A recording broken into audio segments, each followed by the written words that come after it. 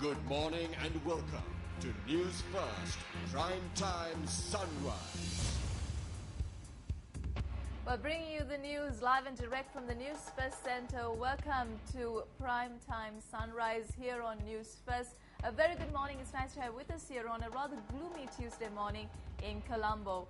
Well, we start off with a look at your headlines.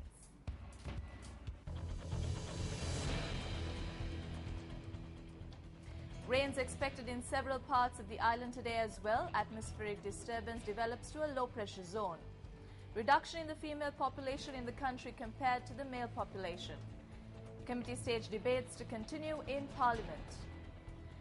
And overseas, tear gas thrown at Thai protesters, injured, carried off for treatment.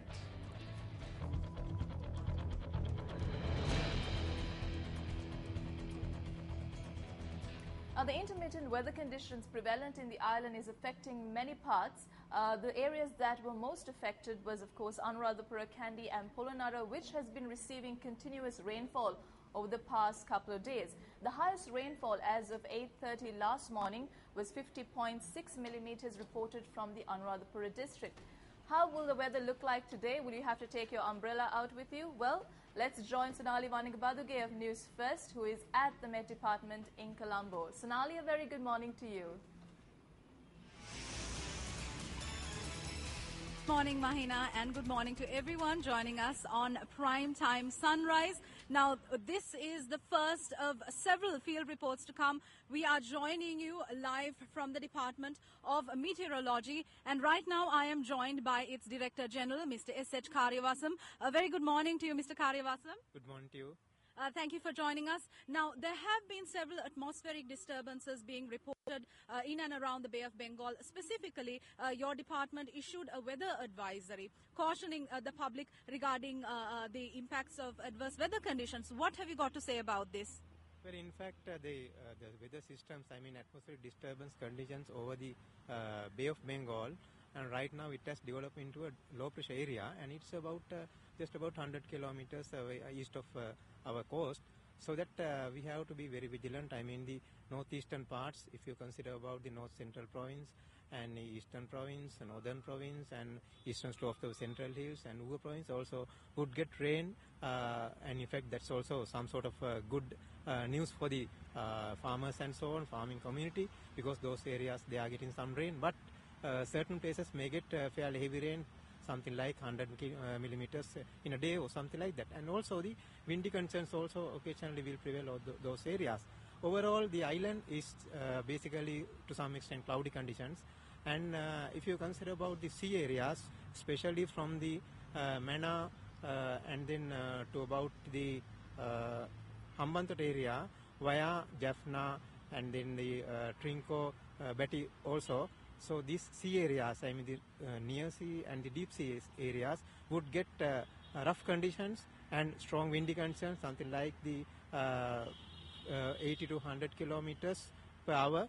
So that area, the sea areas will be rough and windy conditions, so that the naval and fishing communities are very much advised to be vigilant, and it's better to refrain from the activities over the northeastern seas.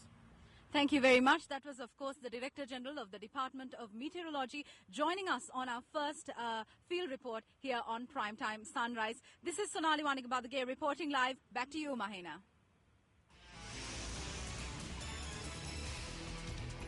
Thank you very much, Sonali. Now, Newsfirst will keep you fully updated about the weather conditions. You can join us on our Live at 55 bulletins on Yes FM and on MTVsports to find out the latest, and also on our website, which I'll remind you later on the news. Well, now, the inclement weather conditions is also hampering motor traffic in several parts of the island. This is a cause for concern because there have been accidents reported on numerous occasions in the recent past, and most of these accidents happen because motor vehicles either veer off the road or skid off the road. Now, the most recent incident was reported last evening when 7 people were injured when a bus fell off a precipice in the Albada area in Norwood. Let's take a look. The bus had been flying from Bhagavantalau to Albada when it fell into a 100-foot precipice. 4 of the injured were admitted to the Dikkoy Base Hospital, while another 3 persons are receiving treatment at the Navalapitiya Hospital.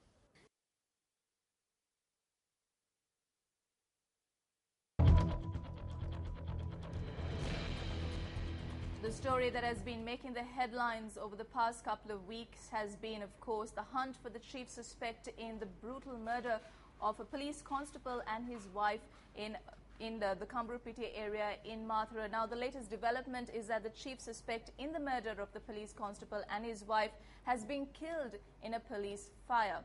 The chief suspect has been identified as Chintaka Vasanta, also known as Katayam Chintaka. Police media spokesperson SSP Ajit Rohana, joining us over the phone, told us that the suspect who hurled a hand grenade at the police was killed in police retaliatory fire.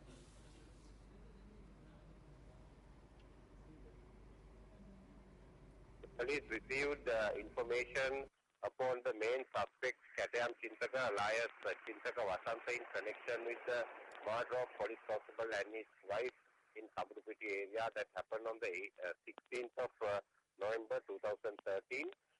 Then thereafter, special STF police team rushed to the area where the suspect had been staying. Then thereafter, STF encircled the area. However, a bomb has been hurled on STF team, and thereafter STF also reacted and fired at the area where the bomb was hurled. Thereafter, a search operation has been conducted in the area and a body has been found, and it has been identified as the main suspect of the murder, Chintaka Vasanta, alias Katayam Chintaka. Two police constables of SPF also injured in the incident, and they have been admitted to Kamburupiti Hospital. Further investigations are being continued.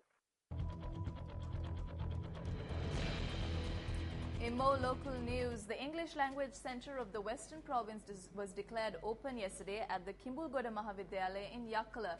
Minister of Economic Development Basil Rajapaksa and Indian High Commissioner to Sri Lanka Y.K. Singha were among the distinguished gathering who were present for the event. The language centre was constructed with funds from India and the Western Provincial Council. අපේ රට අවුරුදු 30ක් තිස්සේ Our country was battered by a 3-decade-long war, and during that period, many countries in the world were progressing rapidly. Development that can be achieved in a year was achieved in a month or even a week by this country. The world has advanced in terms of technology and innovation. However, for the past 30 years, our country moved backwards. අපේ රට තිබිච්ච තැන පල් වෙනවා පල් වුණා නැත්නම් ආපස්සට ගියා.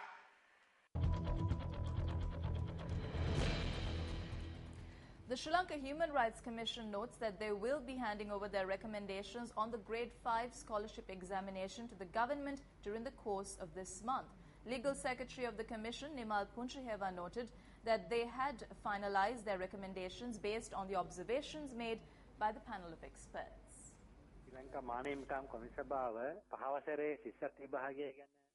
The Sri Lanka Human Rights Commission conducted a study into the Grade 5 scholarship examination. We have gathered the thoughts and recommendations of the panel of experts. We are now taking into consideration all recommendations made by child psychologists and specialists in the children's education sector. We are analyzing their recommendations. We hope to present our findings and recommendations to the government this month.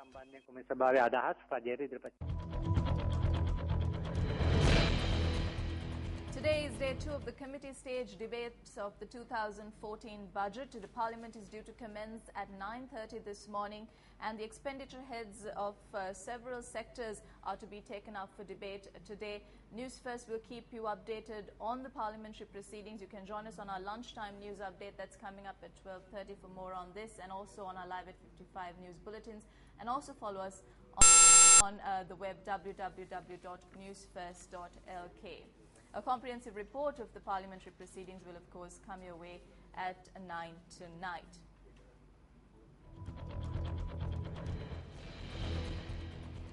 Well, the Department of Census and Statistics states that there has been a reduction in the female population in the country in comparison to the male population. Director General of the department, DCA Gunawardana, points out that this was revealed through the 2012 Population and Housing Census. We have been able to release several results from the 2012 census carried out by our department. We were able to release details on population and number of houses in the country. A report which took into consideration 5% of the total population revealed that there is a decrease in the ratio between men and women. For every 100 men, there are 94 women.